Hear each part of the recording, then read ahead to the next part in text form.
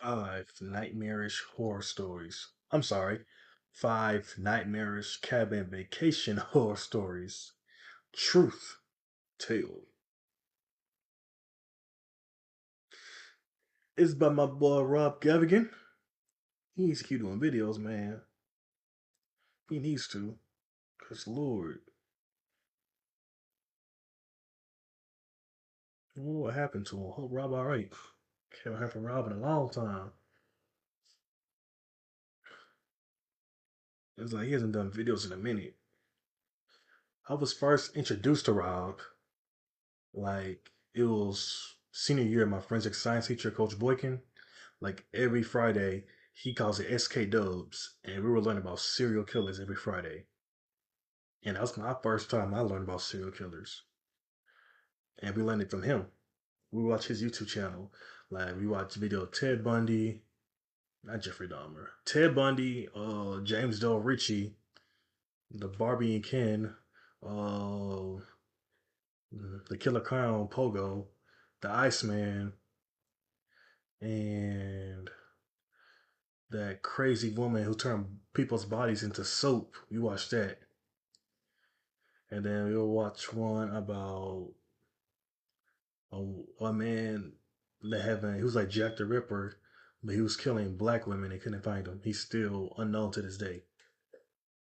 We watch that, and we'll watch Twisted Tens and other five things like stuff like Psycho Ex Lovers. We will possess dolls.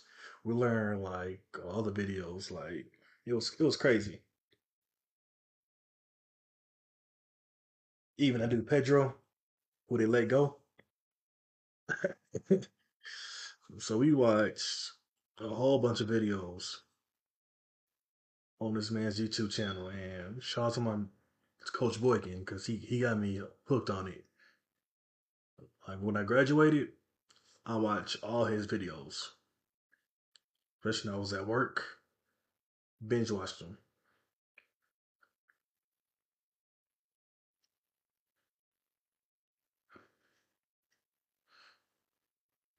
and it's like he hasn't made a video in like in a year.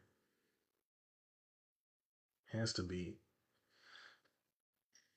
because I still remember the last video he made. It was about that girl who I guess she was at the wrong place at the wrong time. She got kidnapped, and the boyfriend tried to follow the car, even though his car was fucking broken down. He just remembers. I think he said he just remembered what the car and the model was, the color and all that. I don't think he got the license plate, and yeah, I think she's at the wrong place at the wrong time because they thought she was some cop's daughter, detective's daughter. So I think that's what happened. I would have called the police while I'm doing that if I knew my car was fucked up. I would have had the police on speed dial. I mean, even if it was fucked up, but now I would have had the police on speed dial. I would have been called one. Told them what's going on, what street we at, all this stuff. Like we going, we going, we going.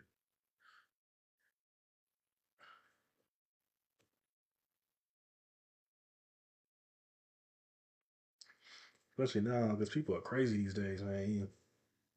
People be acting up for no fucking reason. But let's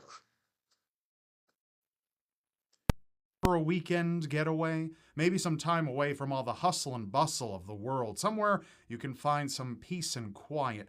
Many people choose a cabin as their destination for a relaxing weekend getaway, but what it offers in serenity is matched by its isolation. And we all know what can happen when people find themselves alone, out in the middle of nowhere, with something sinister lurking close yeah, I never by. seen this You're one. about to hear 5 stories. Some are terrifyingly true, and others are tall tales strictly for the campfire. The question is, can you tell the difference? I hope they lie. Like, I don't imagine that shit. I hope they all lie. A cold night. Oh shit. A husband wakes next to his wife in their luxurious summer getaway cabin after a night of drinking and barbecuing. Still in a bit of a haze from the alcohol, he goes to make breakfast when he passes his daughter's bedroom and notices the door is open and the bed neatly made.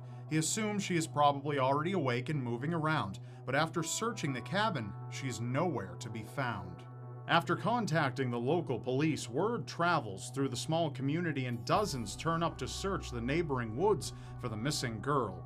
The authorities interview the neighbors and friends who were at the cabin the night before, trying to pinpoint the last time she was seen. But it's the younger brother who saw her last, opening the doors to the basement cellar. No one recalls seeing her after this point, and it's only then that the mother remembers asking her daughter to fetch more meat from the walk-in freezer before going to bed so it could thaw in the refrigerator overnight.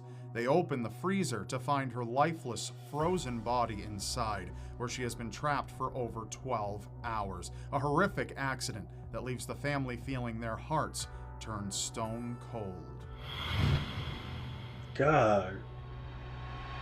Deadly silent. Walking home to her cabin in a tranquil, wooded area, a young girl senses nothing off about the morning. After staying the night with a friend, she expects to find her family inside the house, still perhaps sleeping. But when she opens the door, the silence is anything but peaceful.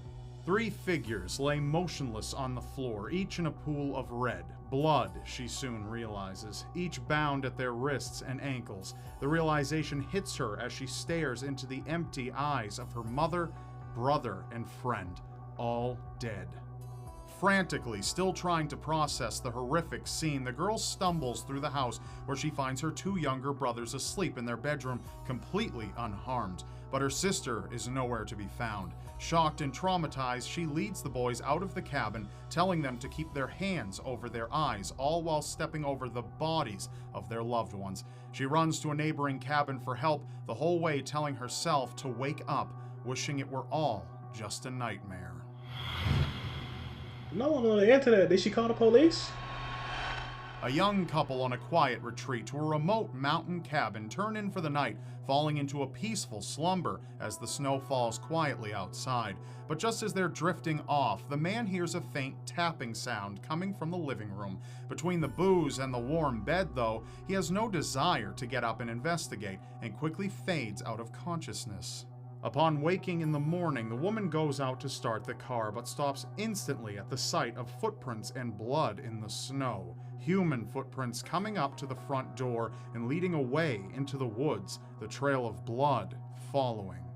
The woman yells for her boyfriend to come look, and he immediately calls the police, feeling suddenly unnerved by their isolation. The authorities follow the tracks, and not far into the forest, they find the body of a man in a creek, his feet barefoot and bloodied with severe stab wounds to his chest and torso. The boyfriend thinks of the tapping sounds from the night before. More than likely, the frantic knocking of a man in dire need, a man now dead in the frozen crimson snow.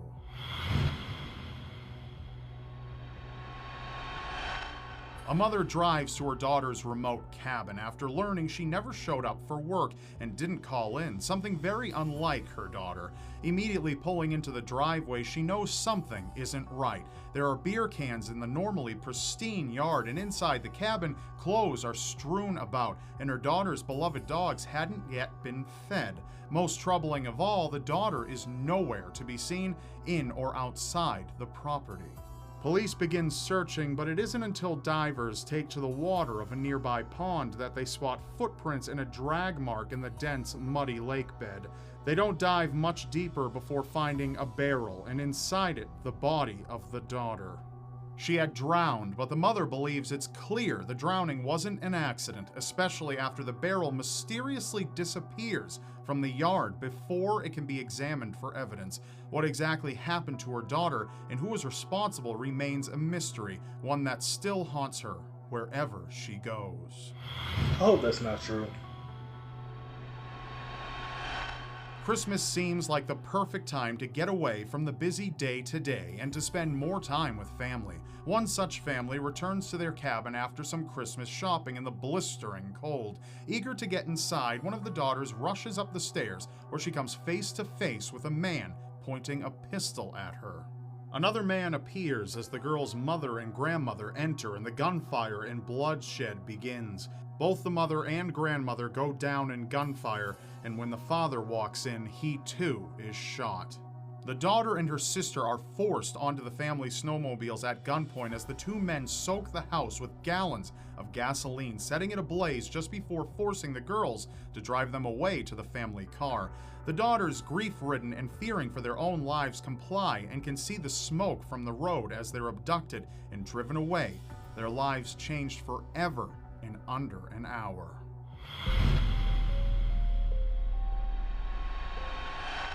So, now it's time to reveal the fact from the fiction. Which of these stories were false and which were a horrifying reality?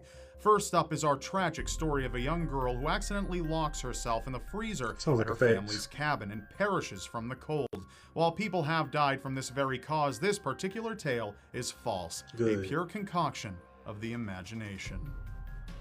What about our second story of the girl returning to her eerily silent cabin to find members of her family dead? Well, it's not the beginning of a whodunit crime drama. This horrific tragedy is known as the Keddy murders, where 4 members of the Sharp family were tortured and killed in their own cabin. Their murderers have never been identified or apprehended. Which leads us to story number 3, the couple who hear the knocking of a man slowly bleeding to death out in the cold snow. False? While the thought of this scenario is certainly terrifying, this one is entirely fictitious, though I'm not sure how many people would have answered the door either way. Story number 4, the body of the beloved daughter found stuffed in a barrel just outside of her cabin. While you may wish this were a mere fantasy, it's an unfortunate reality. Debbie Wolf was a nurse who disappeared on Christmas night in 1985, and while the police thought it might have been an accident, her mother always thought otherwise, and no killer was ever found or brought to justice. And our final story of the murder and the abductions of an innocent family during what is supposed to be the happiest time of the year is the unfortunate truth of the TD Cabin murders. The 2 killers waited for the family to return all day and even filmed themselves opening the family's Christmas gifts sitting by the tree. They were apprehended not long after fleeing, and while the killing and subsequent arson were surely traumatizing, both daughters were found unharmed, and the father managed to survive being shot and escape before the flames consumed the house. That's all for this episode. Thank you so much for watching and showing so much support. I really appreciate it. People are grimy as hell, man. That's why I say, people, y'all need to be careful out there. Me too. But yeah, man, people are grimy as. I don't know what to say to that. I don't know what to say to that. Jesus.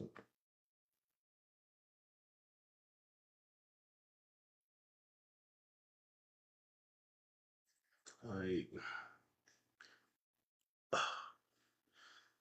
the girl in the barrel. Oh my god.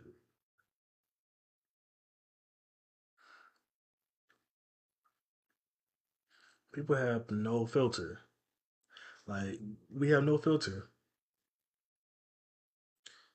Like we're worse than animals. Like I think we're like the scariest and dumbest living beings because we do the most.